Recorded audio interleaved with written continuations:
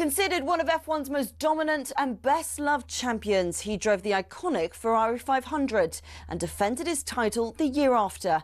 It was Juan Manuel Fangio in his Ferrari 250 who secured the team's next driver's title in 1956. Remember, he was world champion 5 times with 4 different teams. Mike Hawthorne, Phil Hill and John Surtees also won titles for Ferrari in the 50s and 60s, and the cars back then were beautiful, and they even sounded great, didn't they?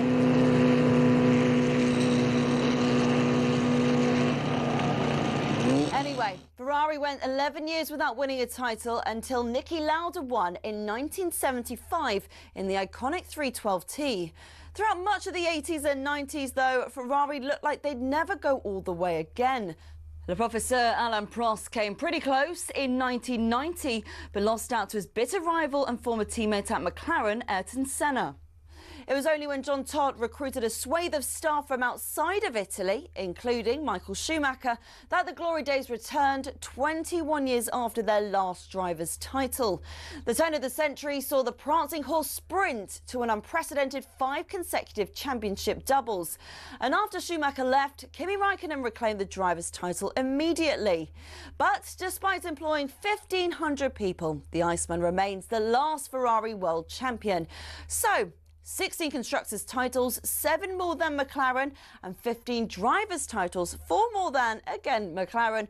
Ferrari are truly Formula One's top team. Forza Ferrari.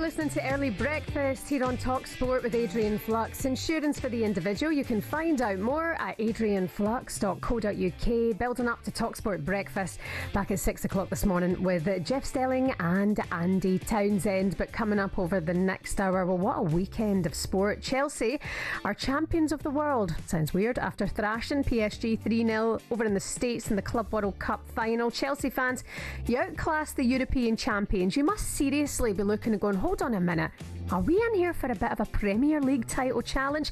03717 22 33 44. In other news, can somebody call Donald Trump a taxi?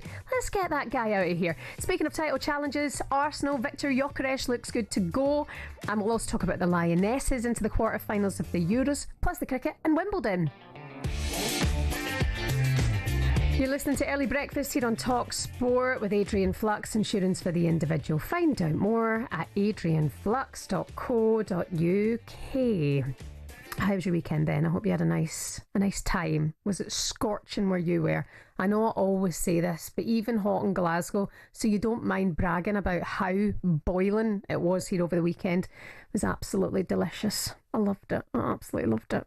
And so much sport as well. I mean, absolutely jam-packed. You know that way you get to kind of this time of the no Premier League season going on, you know, no club football unless you're at the Club World Cup and you're kind of scratching around. Oh, what to do with myself? You could literally have put on the telly yesterday at 5 in the morning and kept going all the way through till first thing this morning. It was absolutely non-stop. It's all dominating the back pages as well today. A nice spread. So back page of The Sun. Cool Palm collected. Cole Palmer doing his little cool celebration. Super Cool Sunday in US as double clinches crown. Cole Palmer's first half double led Chelsea to the Club World Cup glory. Good for him. Big performance from Cole Palmer last night over PSG.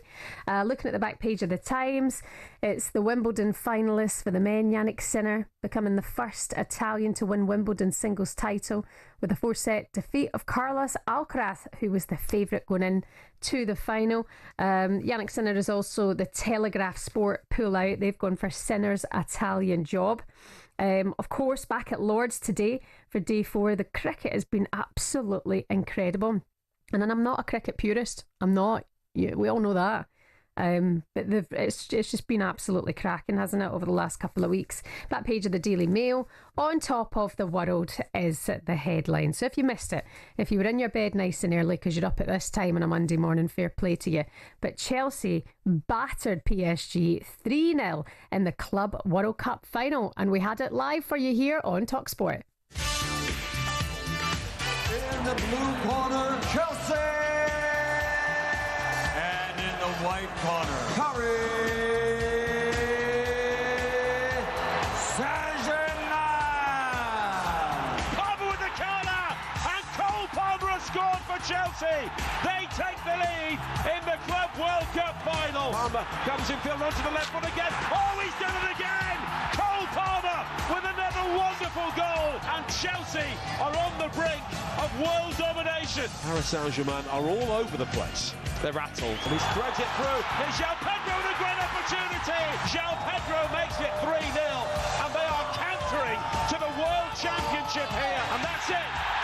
Chelsea are the world champions, and they have absolutely hammered Paris Saint-Germain, the Champions League winners, in the FIFA Club World Cup final by 3-0. Donald Trump hands over the trophy, and now the celebrations can really begin. Once again, Chelsea finish on top of the podium, and this time it means they are the world's best. I'm sorry, I feel like I'm stuck in some sort of parallel universe. Donald Trump presents the Club World Cup trophy last night to Reece James, and if you haven't seen this, go on to your timeline right now. He's just standing there on stage with him. The guy doesn't know how to leave. I don't think he thinks should I be here, should I not be here, but he stays there. Your man stays there for the full celebration, and then Infantino kind of comes in and kind of ushers him off the side. The American kind of sport take on Premier League football teams just seems so strange. I mean, the way Warren Buffett there was introducing the Chelsea players, all kinds of strange. You had a halftime show, but 81,000 fans there at that stadium had an absolute ball. And Chelsea were outstanding. Listen, if you're up and about and you want to talk about Chelsea's title challenge this season, have you got something else to think about now? Because going back a couple of weeks ago, Gabby Agbonlahor would have said, absolutely get in there and get the job done. They should be thinking about going on a title charge because of the money that they've spent. But now they've beaten PSG, I'm looking and going, okay, maybe Gabby's right. You know, maybe it's not a case of finishing top 4 in another trophy now. They've now won 2 trophies this season and got top 4. Maybe they should be looking at pushing towards a title challenge. 03717 223344. Chelsea fans, can you go on and win the league this season? You've just dismantled PSG and got a lovely big juicy cheque at the end of it. Your manager, Enzo Maresca, said his team should be very proud of their performance. Fantastic reaction. Club World Cup champion is something that we have to be proud. We are very happy, especially against PSG. That, as I said 2 days ago in the press conference, I consider them the best team in the world, with one of the best managers in the world. Fantastic player. So today has been top achievement. It's Ben Jacobs from talkSPORT. Did you exchange any words with President Trump when you picked up your winner's medal? And did you and the players find it quite amusing that he stayed in to celebrate with you, especially wearing a red tie? No, I didn't speak with, just we exchanged the congratulations. I didn't speak with Trump. And then, he was there for the trophy. He had some moment with us with Pichu. And then, the players, they were continuing on that. Enzo Maresca there, happy enough, and didn't have much to say about the whole Donald Trump situation. That was Ben Jacobs speaking to Maresca at full time after the win in the early hours of the morning. Ben Jacobs, our correspondent out in the US, is with us now. Hello, Ben. How are you doing? Good morning, I'm good. How are you? Yeah, I'm very, very well, thanks. I mean, Ben, we've been hearing from you throughout the tournament, way back to the group stages of the competition when there was very little fans there. It was all about the heat. There wasn't much positives to focus on with the Club World Cup. But Chelsea have won it. What's the narrative now? Yeah, I think the narrative is Chelsea have made a statement. They've got a badge that is gold that says world champions that will stay on their kit for 4 years. And they've beaten the Champions League champions. And a lot of people felt like the scoreline and the manner of a dominant victory would be the other way around before a ball was kicked. So Chelsea have got better and better as this tournament has gone on. It gives them some momentum ahead of the new season. There's still other parts of this Club World Cup that have and will come under scrutiny, such as the conditions, the stadiums, the logistics, the attendances, although FIFA argue that an average attendance of over 40,000 is very good for an inaugural edition. And then you have the kind of glitz and glamour and maybe a foreshadowing of where Gianni Infantino thinks football should be on the intersect between sport and entertainment. And there was a lot about this final that had pomp and glamour and Hollywood and politics and President Trump, as you say, right in the thick of it. He still had his arm on Reece James's shoulder as he was bending down to lift up the trophy. So this is what Gianni Infantino called a new era of football, a golden era. It's closely affiliated to politics, government and Trump. And you would think the World Cup would be exactly the same. But if you strip all of those broader talking points and bring it back to Chelsea, it's been both a successful and lucrative tournament. Yeah, I mean, it's absolutely wild when you think about the president of the US being there, being part of that celebration. And actually, considering Chelsea had a really good performance and they've won it, and fair play to them, there were so many stories off the pitch that made it far more interesting. I mean, especially in the early hours, you're watching this footage now of Luis Enrique and João Pedro having a little tussle. It looks like Luis Enrique's gone full red mist, hasn't he, at full time, and he's put his hands up towards João Pedro's face/neck, and then Pedro's acting like he's still in the midst of a football game and he's taking a mad dive. I mean, do we know what's happened there? Yeah, Nicholas Jackson also got involved despite the fact that he was on the bench. Enzo Maresca came over too.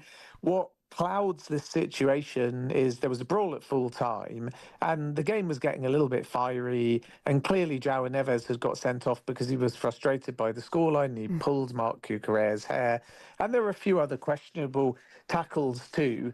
And then at full time it all just seemed to bubble over.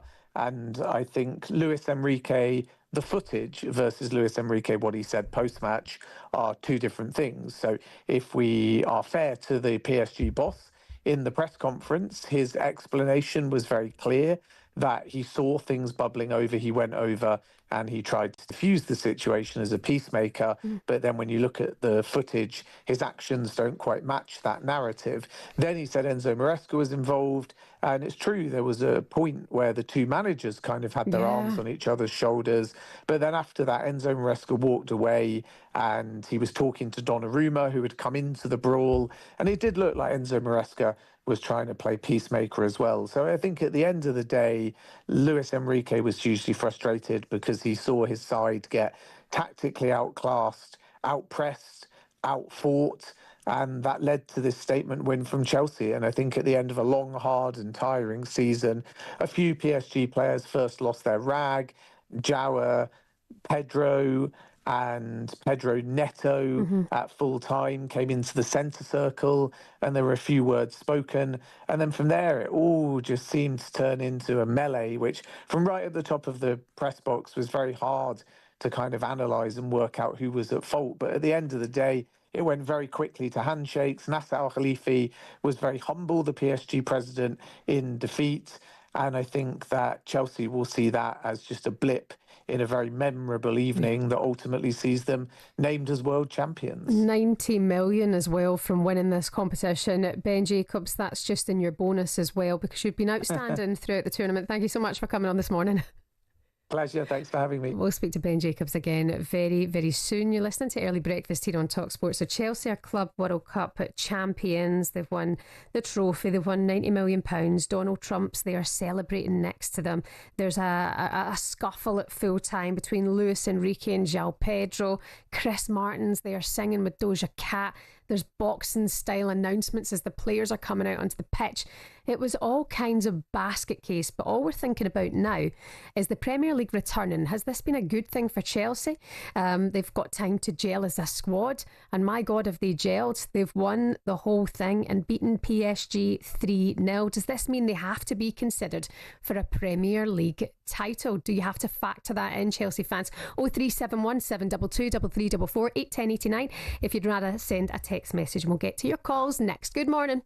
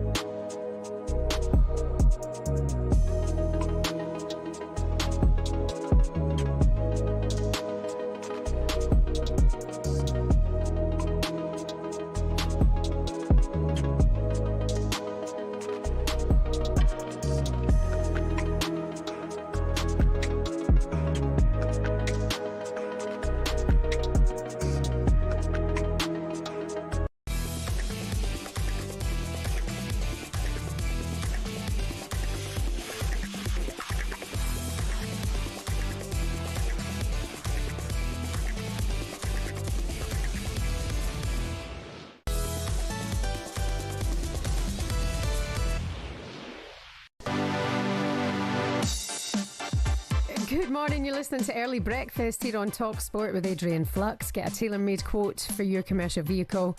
Search Adrian Flux Insurance for the individual. It's Shebahn with you here. Are you watching at home? If so, good to have you on the smart TV. If you didn't know we're on your smart TV, you can turn us on now. You can also stream us on the YouTube channel and take us with you on the app wherever you're going this morning. I'm just looking around, honestly, social media. Cole Palmer, I don't think he knows who Trump is. I don't think he knows. You can see him just behind Reece James next to Mark Cucurella before he lifts the trophy, and he's going, what's he doing? What's he doing? He's probably not got a clue who Trump is. It's brilliant. Good crack.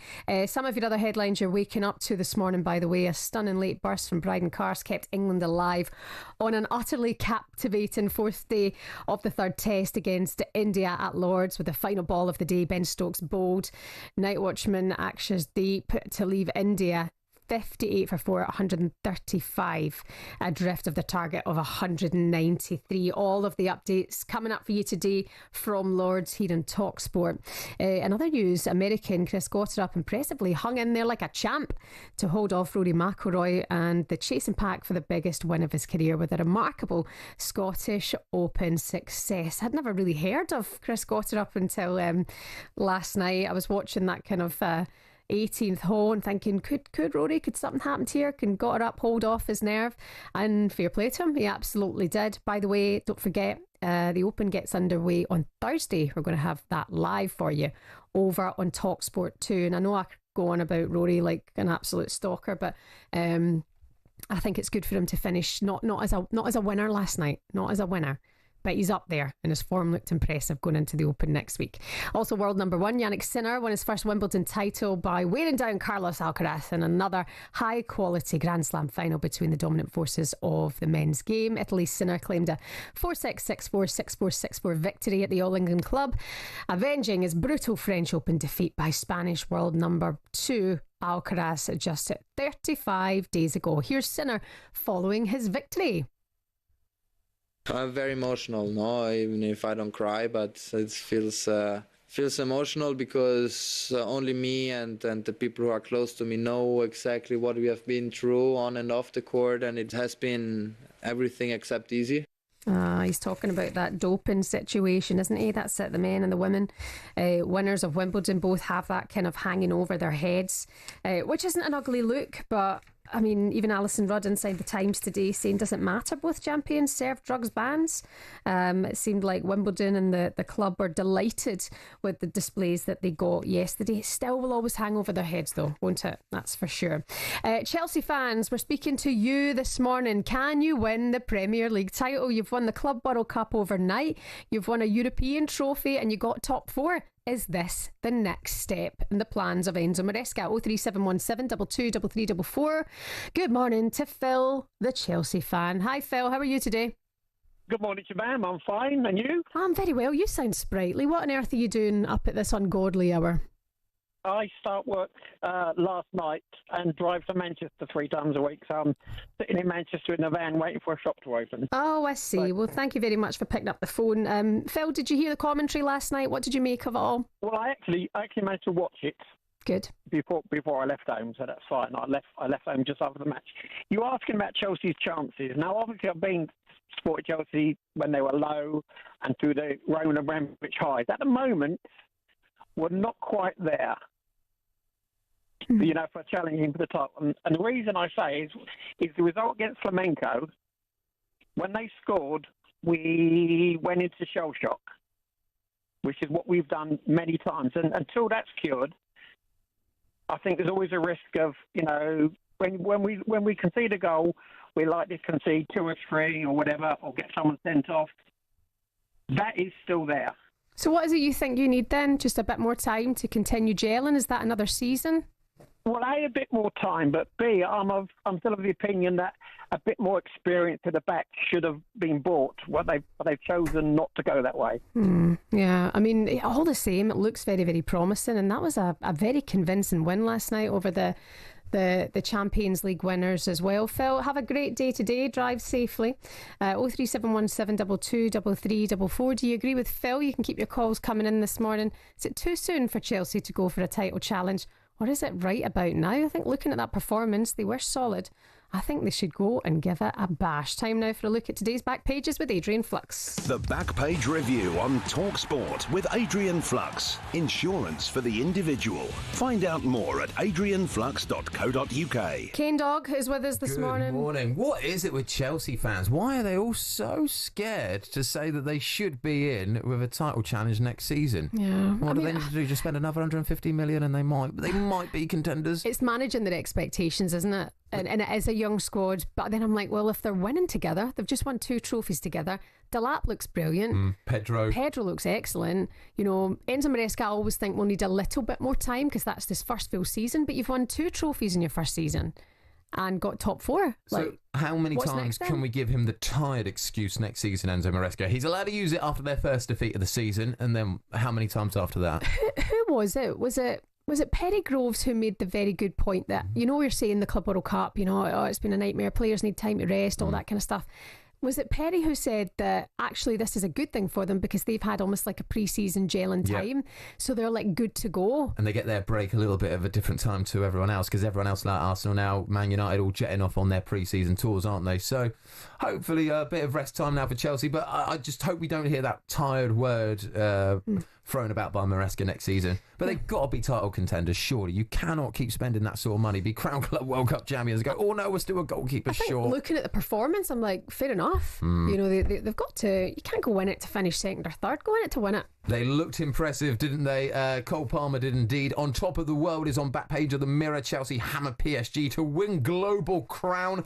On the back page of the Mirror, rout of this world. Chelsea stunned PSG to grab glory thanks to 2-goal Palmer. Cole Palmer on the back page of pretty much all of today's papers. He's got the Cole world in his hands on the back of the Star. And also on the Daily Express and other papers, a picture of Yannick Sinner lifting the beautiful Wimbledon trophy, which looks a lot better than the Club World Cup trophy. I actually like the Club World Cup. Do you? It's too big. I meant to ask Ben Jacobs there when he was on. What? They get the badge on their when they've won something, and World Chelsea Cup. have what 2 Club European World stars, Cup whatever badge. at the minute. So what will?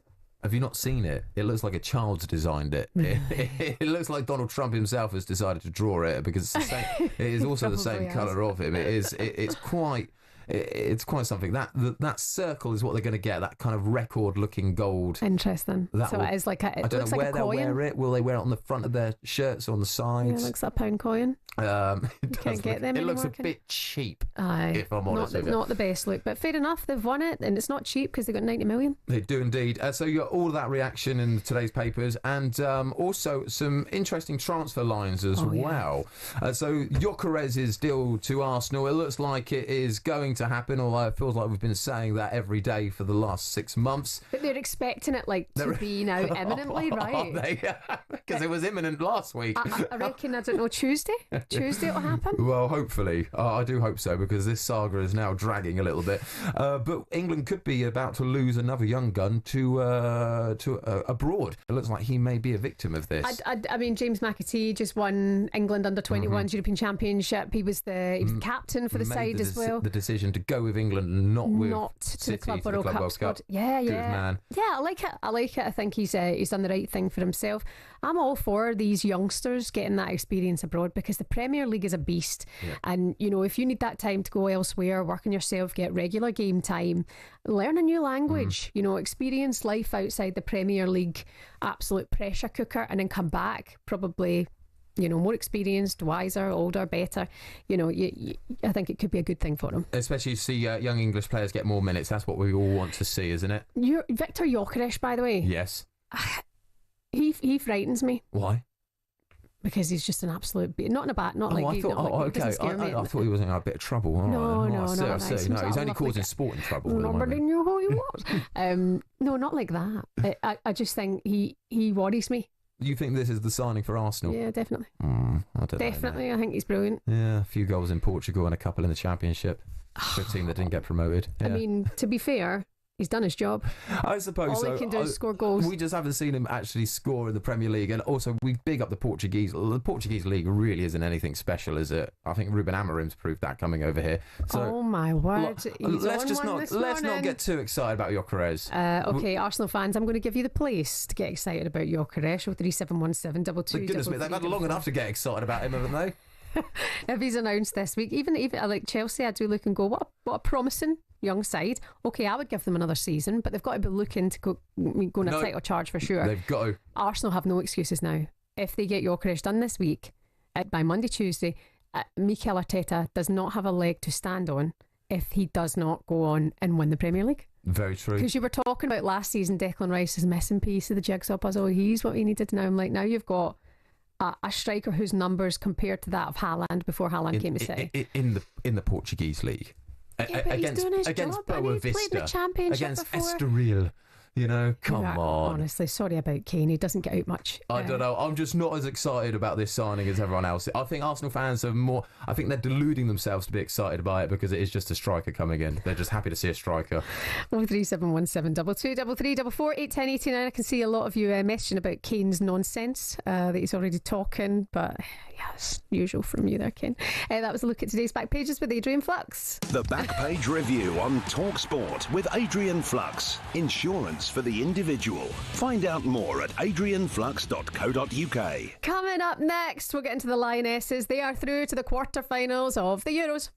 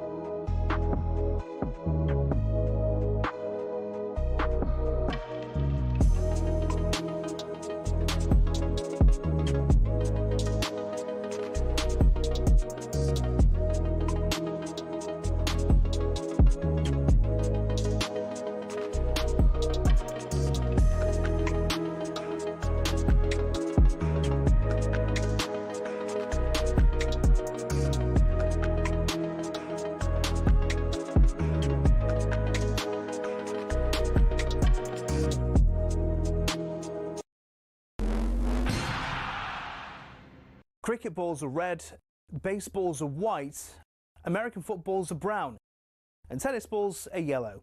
We don't even think about it really, but the story behind the tennis ball is actually quite interesting and even involves Sir David Attenborough. I know, here's the tale.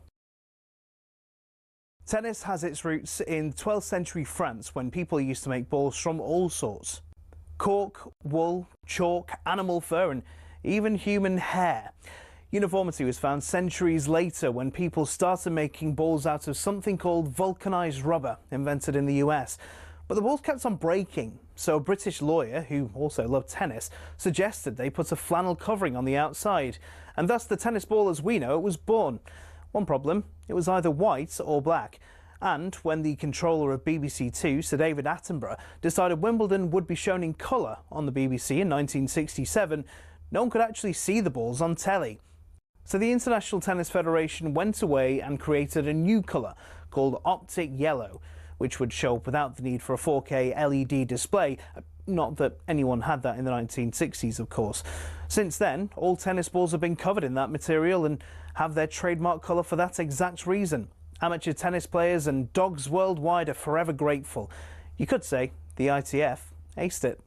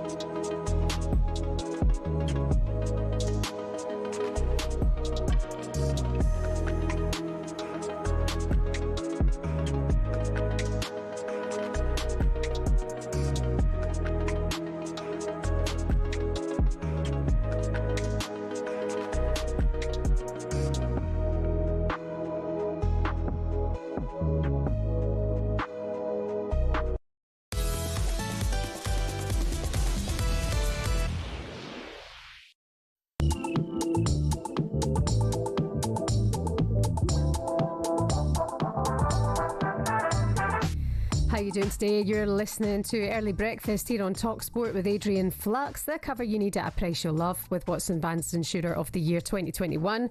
You can find out more at adrianflux.co.uk. Shebahn with you here. Hope you've had a nice wee weekend to yourself. It's been non-stop. Absolutely packed with sport. Some of you are the headlines, by the way.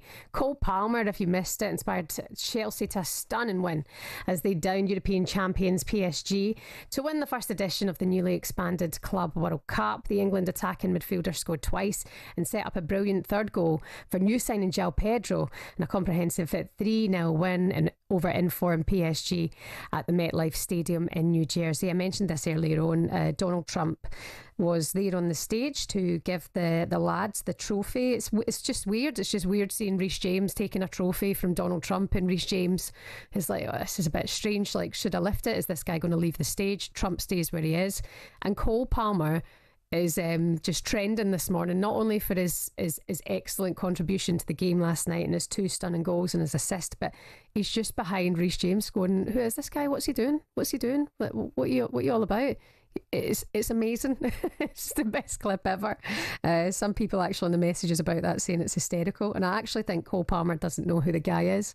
In other news, tributes have been paid to Diogo Jota and his brother Andre Silva at Liverpool's first match since their passing. Prior to the Reds' first pre-season friendly at Preston North End, there were very emotional renditions of Elvis Presley's Can't Help Falling in Love with You and Liverpool anthem You'll Never Walk Alone.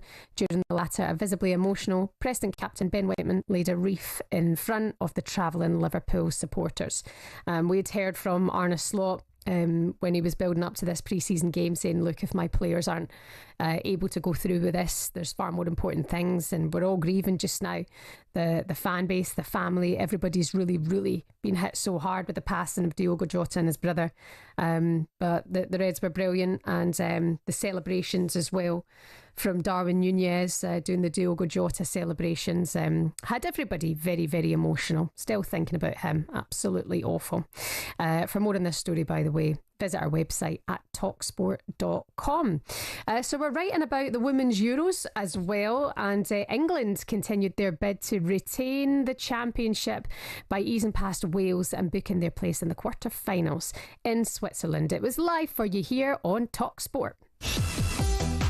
Foul by Jones, right on the edge of the Wales box. England free kick. Yeah, I thought it was very tight to actually being a penalty. That must have been very close. And the referee has signalled that it's a penalty for England. Here she goes, right-footed, and she drills it into the bottom corner. You can always rely on Georgia Stanway in an England shirt. Toon off the line, Toon again, tucks it in, 2-0 to England. Toon drills the ball into the back post, Hemp is there, and it's got in for 3 for England. She's in behind all the time in the world. Rousseau! There she is to tap it in. Champagne football from the defending champions. Mead, lovely twist and turn. Oh, what a good finish. That's a piece of brilliance from Beth Mead. Reached the edge of the area. That's a lovely way to pass. Oh, brilliant goal. Hannah Kane for Wales. And Wales at least do have something to celebrate. England coming forward now with Mead. Inside right channel. Beaver Jones in the middle of the back post. Here she is. Yes, 6 for England. What a night for Serena Wiegman and the Lionesses. Into the quarter-finals and in style. Everybody's in on the act. It is 6-1 against Wales. Absolutely running riot. I called that scoreline, by the way. I said it would be 6-1. The Lionesses knew going into this game that they had it all to do, and they knew that it was going to come down to goal difference as well. Had the Netherlands managed to get a win over the French, which they didn't in the end, that's a story for another time. So it was the Lionesses finishing second in the group, in Group D, the group of death it was indeed. And of course France won the group, which means England will face the Swedes in the next round into the quarter-finals. And I actually think I've been completely underestimating Sweden, considering they're such a good side, a solid side. We'll be waiting and seeing how this one goes later on in the week for the Lionesses. Unbelievable performance, by the way, from Lauren James once again, who's not even coming out a second gear yet. You know, she makes everything look so effortless.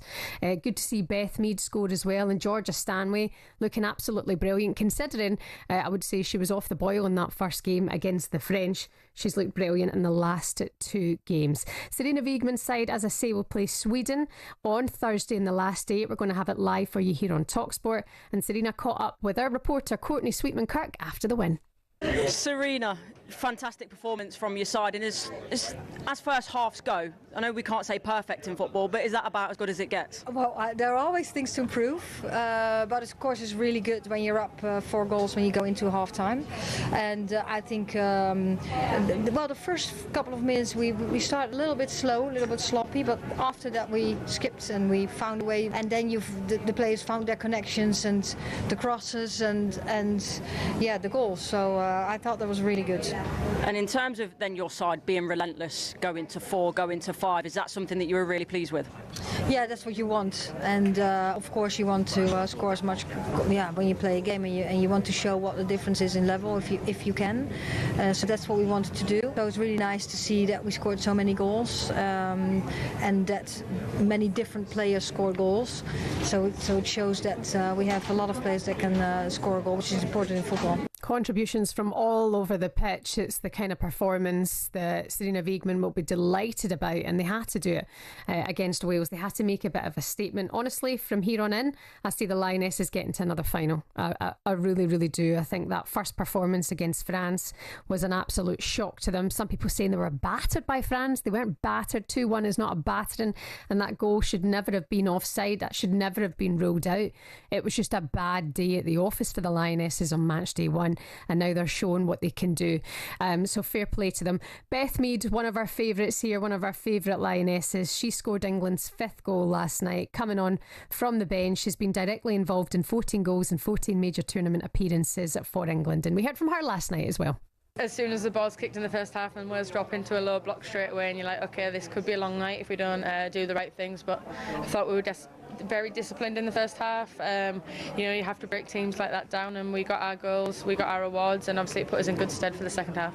And obviously, on a personal note for you, coming on scoring. Yeah, no, I am. I'm very chuffed about it. I mean, sometimes as a forward, you have that over your head, and you're expected to score goals, and it was just a nice moment for me to be able to get that tonight. And actually talk me through the goal, because it's a really nice finish technically. You chop in, obviously, and hit it. I think I got a really good video actually of it, and the celebration. And talk me through the celebrations as well with the subs, because that was, you know, something that was a common theme tonight.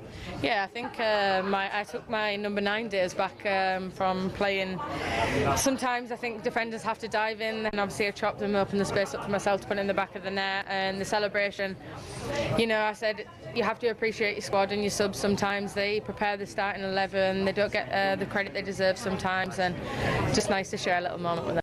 Some squad as well. It was nice to see them actually all celebrating as a big unit. Lots of congratulations and hugs and love to each other, to those players sitting on the bench as well. But well done to Beth Mead. Good to see her get another goal at the Euros, considering she was the Golden Boot winner in England just a few years ago with the Women's Euros. Can I just mention, by the way, Wales, because I went to Wales on Friday to visit a school, the Awel Taft School in Pontypridd, and the kids were just so delightful.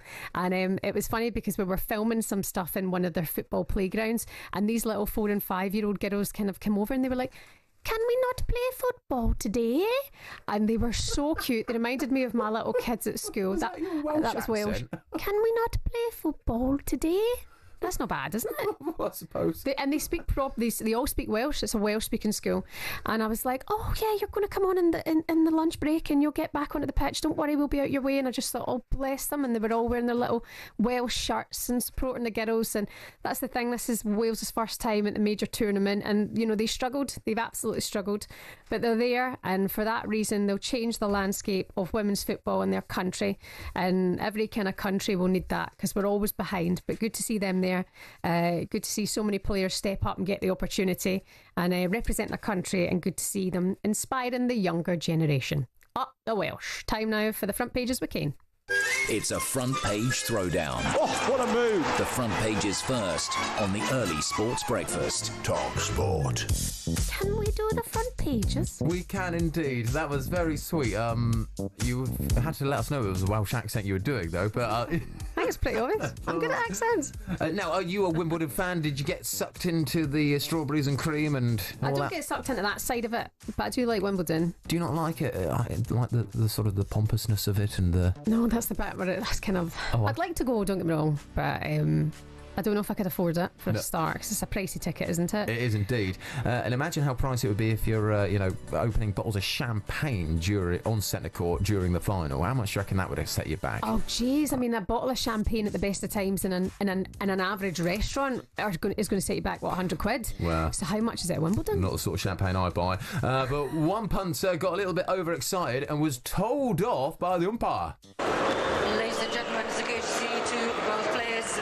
Please not pop the champagne corks just as the player's about to serve. Thank you. So someone popped their champagne and the cork landed on centre court, almost hit one of the players, and they got a telling off. Oh dear. Right? What a rowdy crowd at Wimbledon. Get your etiquette in check. And do you know what? There'd be some people just sitting there disgusted with it.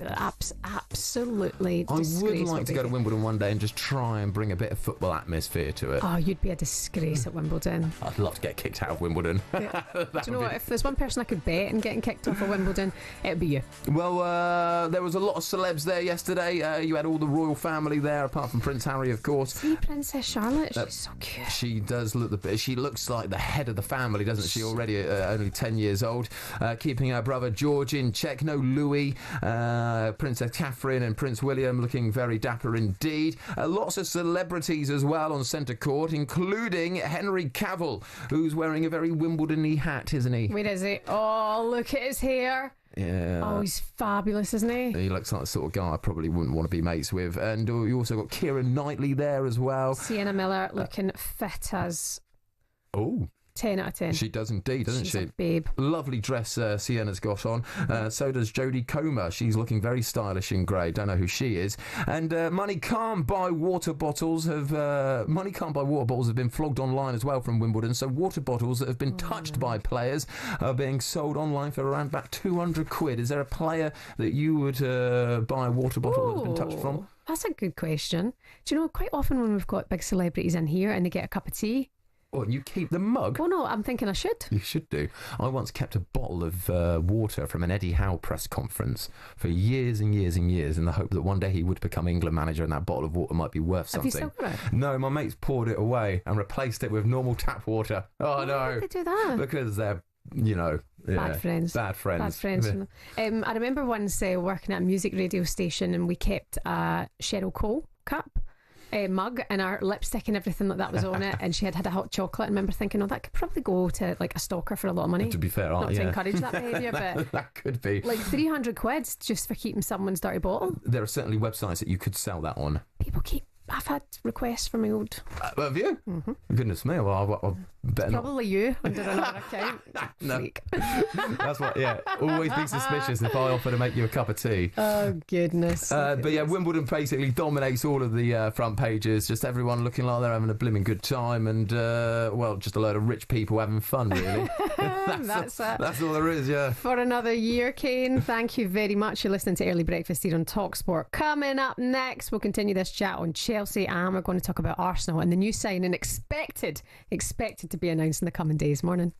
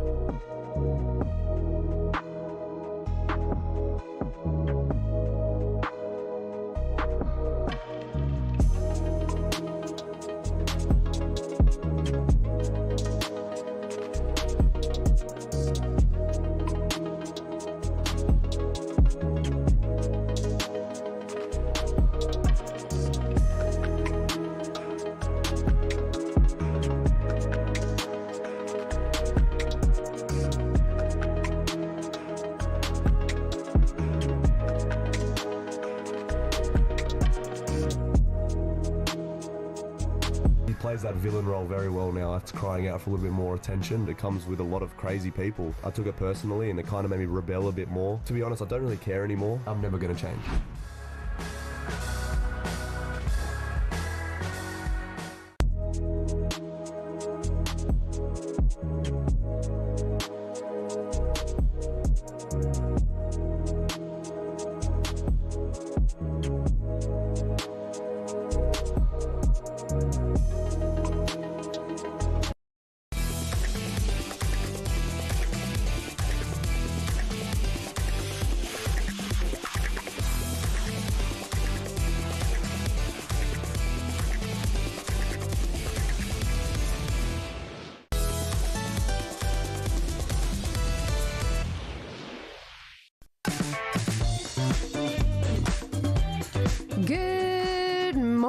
How are you today? You're listening to Early Breakfast here on talkSPORT. Shebahn with you until 6 o'clock. 10 minutes time. Jeff Stelling and his new bestie Andy Townsend with you on talkSPORT Breakfast. They're going to be joined by Steve Harmison ahead of day 4 of the third test against India. Eddie Jones is also going to be in the show as well. Dan Evans will be recapping Wimbledon with us here on talkSPORT. Lots of you getting in touch about Chelsea, by the way. Chelsea would be a contender for a Premier League title if they signed a volume goal scorer like Victor Osimhen instead of Liam Delap. Liam Delap is a mid-table number 9. Oh my God, I think he's looked brilliant since arriving at Chelsea. If you missed it, by the way, Chelsea are Club World Cup winners. 90 million in the back pocket, now best friends with Donald Trump. Luis Enrique managed to get João Pedro by the face. It was absolute chaos, but they are Club World Cup champions. By the way, coming up for you on Saturday night, the sport does not stop. We have you covered here on talkSPORT live from Wembley Stadium. The undisputed world heavyweight title fight between Alexander Usyk and Daniel Dubois. British heavyweight Dave Allen will be part of our expert boxing team, by the way. He's going to keep you up to date with all of the action from the start of the fight week right the way through to the final bell. Usyk versus Dubois, live on talkSPORT for you this Saturday night from Wembley Wembley Stadium. Very much so looking forward to that. And if you love your boxing, make sure you jump onto the talkSPORT Boxing YouTube channel. Like and subscribe. Let's talk about Arsenal and their transfer situation just now, because their target, Viktor Gyökeres, is facing disciplinary action by his club Sporting after failing to report for pre-season training. This has been going on and on.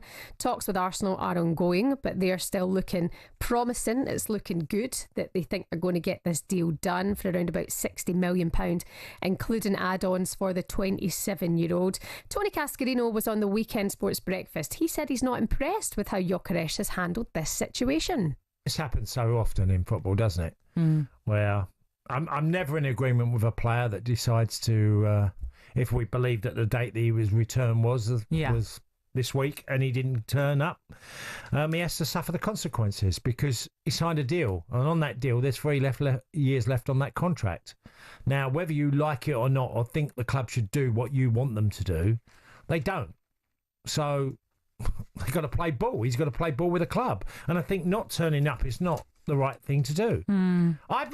I've always prided myself now, and there's nothing about not handing in transfer requests. I never wanted to do that. Tony Cascarino there, his thoughts on Viktor Gyökeres. Does that leave a little sour taste? Does it make you go, not sure about this guy? Arsenal fans, do you know what? I bet it doesn't, because his numbers are absolutely sensational. He's 27-year-old, 97 goals and 103 appearances for Sporting. I mean, he's absolutely outstanding. And I do actually look and go, he worries me. He's the type of striker going to Arsenal who would worry you, who'd worry the opposition. I think that's fair to say. That's if you're looking at the likes of an Erling Haaland type sign on going to Manchester City and him hitting the ground running, which he did. Can Gyökeres do the exact same thing? Arsenal fans feeling breezy after the weekend's news, that's for sure.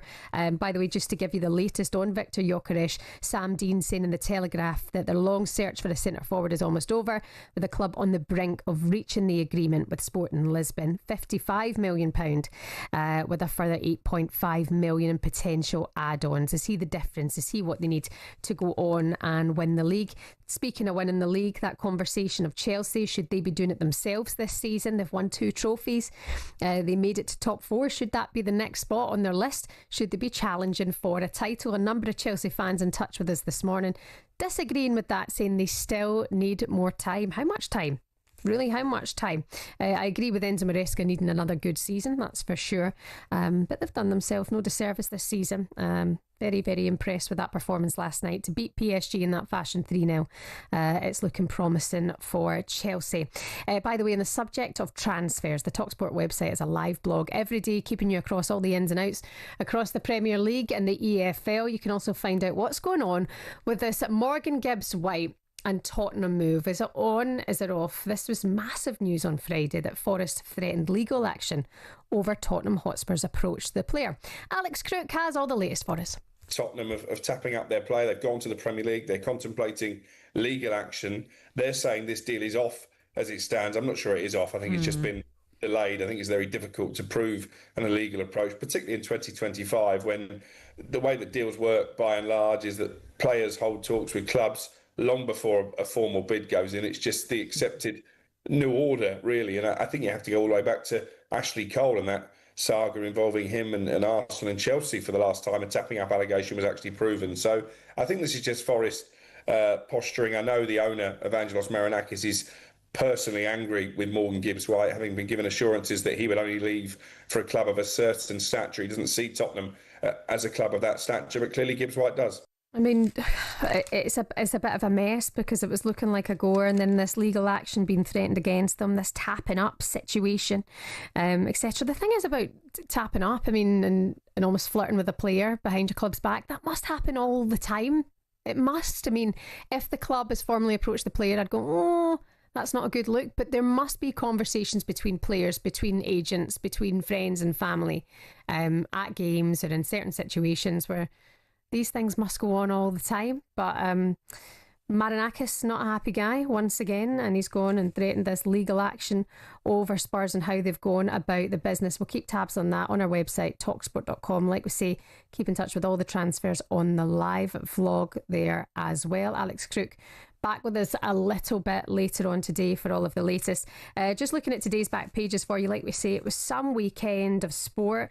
Katie Taylor, by the way, fair play to her, beating Serrano over the weekend on Saturday night again at Madison Square Garden. Looking at the back pages of today's papers, it's all about Cole Palmer. He scored a brace last night and he got an assist for João Pedro's goal to win the Club World Cup over PSG. If you went to your bed early, I don't blame you, but I mean, it was all very American. Warren Buffett, the boxer announcer, was announcing the teams out onto the pitch. At full time, there was a scrap between Luis Enrique and João Pedro, which was pretty fascinating. João Pedro took a big salmon dive as if he'd been knocked out. He was absolutely fine. Come on, big man, get up, go again. And also, Donald Trump is trending this morning, as is Cole Palmer, because Donald Trump presented the Club World Cup trophy to Reece James, which just makes me feel that I'm on another planet. It's a very, very weird thing to say, but he was there, he was very present, and he didn't really leave the stage during the celebrations. It's all kinds of awkward, and Cole Palmer is behind Donald Trump, and you can tell that he's not got a Scooby who the guy is, and that is why I love Cole Palmer. That's also on the back pages of the Daily Mail, as is Wimbledon. Yannick Sinner kissing the trophy as he won Wimbledon against Carlos Alcaraz yesterday. Chelsea making headlines, as is the cricket. Day 4 from Lords today is going to be an absolute cracker. All of the updates coming up for you here on talkSPORT, and coming up for you on breakfast today. Looking forward to this one. It's Jeff Stelling, it's Andy Townsend, and they've got some brilliant guests on the show. They've got Alex Harris, Dom King. They've got a number of pundits involved here, talking about Jota and the tributes to him over the weekend as Liverpool won their game against Preston. Also, Steve Harmison is going to be with the guys to look ahead to the 4th day at Lords. Don't forget, by the way, the Lioness is back in action this Thursday for you here on talkSPORT. They're through to the quarterfinals. They're going to be taking on Sweden. You're listening to Early Breakfast here on talkSPORT with Adrian Flux. Insurance for the individual. You can always find out more at adrianflux.co.uk. Coming up next, it's a big talkSPORT breakfast with Jeff Stelling and Andy Townsend. Enjoy.